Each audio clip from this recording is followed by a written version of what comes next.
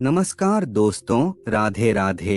जैसा कि हम सभी जानते हैं, युग कितने होते हैं। हिंदू धर्म एवं पुराणों के अनुसार इस सृष्टि में 4 युग होते हैं।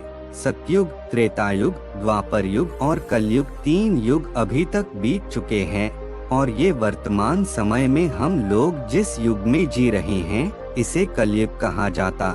चारों युगों में कलयुग ही एकमात्र युग है जिसे श्रापित कहा गया है।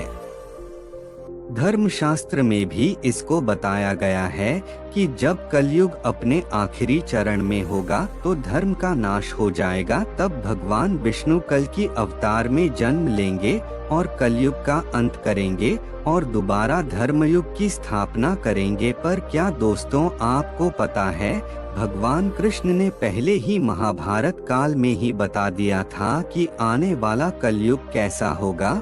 और इतना ही नहीं, भगवान कृष्ण ने कलयुग के 5 ऐसे कड़वे सच भी बताए थे जो आज हमें देखने को मिल रहे हैं। प्रिय मित्रों, अगर आप भी जानना चाहते हैं वे कौन से हैं 5 कड़वे सच, तो वीडियो पर आखिरी तक बने रहे। और मित्रों, अभी तक आपने चैनल को सब्सक्राइब नहीं किया है तो जल्दी से चैनल को सब्सक्राइब करके बेल आइकन को प्रेस कर ले। तो चलिए दोस्तों, आपका ज्यादा समय न लेते हुए शुरू करते हैं। दोस्तों, सच्ची श्रद्धा से कमेंट में जय श्री कृष्णा जरूर लिखें।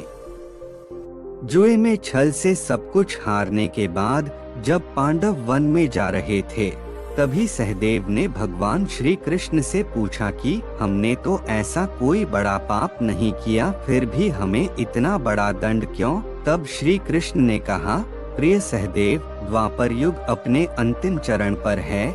ये सब जो हो रहा है वह आने वाले कलयुग का प्रभाव है। इस पर युधिष्ठिर ने आश्चर्य से भगवान श्री कृष्ण से पूछा कि हे वासुदेव, कलयुग तो अभी आया भी नहीं है और उसका इतना भयंकर परिणाम क्यों? जब कलयुग आरंभ हो जाएगा तो क्या होगा? भगवान श्री कृष्ण ने कहा, आप सभी भाई वन में जाइए और वहाँ जो कुछ भी दिखे आकर मुझे विस्तार से बताएं। उसी आधार पर मैं आपको कलयुग की गति के बारे में बता पाऊंगा। भगवान श्री कृष्ण के ऐसा कहने पर पांचों भाई वन में अलग अलग दिशा में चले दिए। पांचों भाई वन में जाकर वापस लौटे तो आश्चर्य से भरे हुए थे।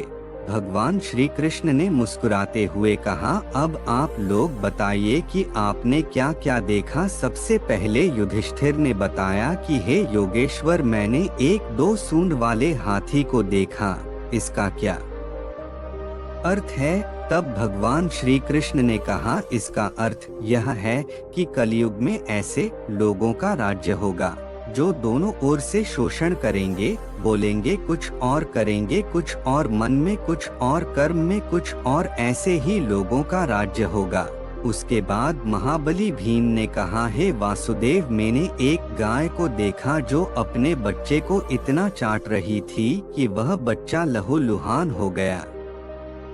इस प्रश्न का उत्तर देते हुए श्री कृष्ण ने कहा, इसका अर्थ ये है कि कलयुग का मनुष्य अपने बच्चों को आवश्यकता से अधिक लाड़ प्यार करेगा। उनकी अपने संतानों के प्रति माया और ममता इतनी बढ़ जाएगी कि उनकी संतानों को अपने विकास का अवसर ही नहीं मिलेगा। कलयुग में माता पिता अपनी संतानों को परिवार की मोह माया में बांधकर रखेंगे, जिसके कारण उनका घर बर्बाद हो जाएगा। किसी दूसरे का बेटा घर छोड़कर साधु बनेगा तो हजारों व्यक्ति उनके दर्शन करेंगे, किंतु यदि अपना ही बेटा साधु बनता होगा तो रोएंगे कि मेरे बेटे का क्या होगा, उसने क्या कर लिया। माता पिता की इतनी सारी ममता होगी कि उसे मोहमाया और परिवार में ही बांध कर रखेंगे और उसका जीवन वहीं खत्म हो जाएगा। अंत में बेचारा अनाथ होकर मरेगा। अर्जुन ने कहा कि हे योगेश्वर, मैंने जो देखा वह तो इससे भी कहीं अधिक आश्चर्यजनक था। मैंने देखा कि एक पक्षी के पंखों पर वेद की ऋचाएं लिखी हुई थी और वह पक्षी एक मुर्दे का मांस खा रहा था। इसका क्या अर्थ है? इस पर भगवान श्री कृष्ण ने मुस्कुराते हुए कहा कि कलयुग में ऐसे लोग होंगे जो बड़े ज्ञानी और ध्यानी कहलाएंगे। वे ज्ञान की चर्चा तो करेंगे, लेकिन उनके आचरण राक्षसी होंगे।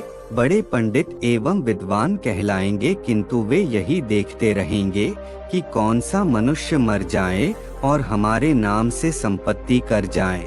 चाहे कितने भी बड़े लोग होंगे, किंतु उनकी दृष्टि दूसरे के धन और पद के ऊपर, मांस के ऊपर ही रहेगी। सत्पुरुष तो बहुत ही कम दिखेंगे। नकुल ने कहा, भैया, मैंने देखा कि एक बहुत बड़ी चट्टान पर्वत से गिरी, उसे बड़े से बड़े वृक्ष भी उसे नहीं रोक पाए, किंतु एक अत्यंत छोटे से पौधे का स्पर्श होते ही वह चट्टान वहीं पर स्थिर हो गया। इसका अर्थ बताते हुए भगवान श्री कृष्ण ने कहा, कलयुग में मनुष्य की बुद्धि क्षीण हो जाएगी और उसका जीवन पतन हो जाएगा, और उस पतन को धन और बड़े बड़े सत्ता रूपी वृक्ष रोकने में असक्षम होंगे, किंतु हरि नाम के एक छोटे से पौधे से मनुष्य जीवन का पतन होना रुक जाएगा। अत कलयुग में हरि नाम ही मोक्ष और मुक्ति का एकमात्र मार्ग होगा।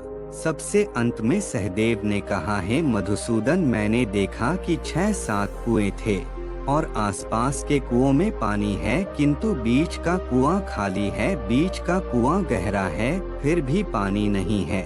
ऐसा कैसे हो सकता है और इसका क्या अर्थ है? इस पर भगवान श्री कृष्ण बोले, कलयुग में धनी लोग लड़के लड़की के विवाह में, छोटे बड़े महा उत्सवों में सत्ता के लालच में बहुत ज्यादा पैसा खर्च कर देंगे, किंतु अगर किसी भूखे को देखेंगे तो उनकी सहायता करने में किसी व्यक्ति को कोई रुचि नहीं होगी। उनका अपना ही सगा भूख से मरेगा, फिर भी वह लोग उसे देखते रहेंगे। दूसरी ओर मौजमस्ती, मदिरा पान, मांस खाना, सुंदरता, यौवन और व्यसन में पैसे उड़ा देंगे, किंतु किसी के 2 आंसू पोंछने में किसी को कोई रुचि नहीं होगी। कहने का तात्पर्य यह है कि कलयुग में अन्न के भंडार होंगे, लेकिन लोग भूख से मर जाएंगे। तो दोस्तों, ये है कलयुग के 5 सत्य जो भगवान श्री कृष्ण ने पांडवों को बताए थे, और आज ये सब हम अपने आसपास भी देख रहे हैं। दोस्तों, ये सभी बातों को अपने जीवन से जोड़कर देखें तो आप पाएंगे कि कलयुग के प्रभाव से ये सभी अवगुण हमारे अंदर है, लेकिन इस कहानी के माध्यम से कुछ सीख लेकर हमें अपने जीवन में आवश्यक बदलाव लाना चाहिए, ताकि हमारे जीवन में कलयुग का नहीं बल्कि परमात्मा का प्रभाव हो। यदि वीडियो पसंद आए तो कमेंट में जय श्री कृष्णा अवश्य लिखें, और साथ ही वीडियो को लाइक, शेयर और चैनल को सब्सक्राइब अवश्य कर ले। धन्यवाद दोस्तों, जय श्री कृष्ण।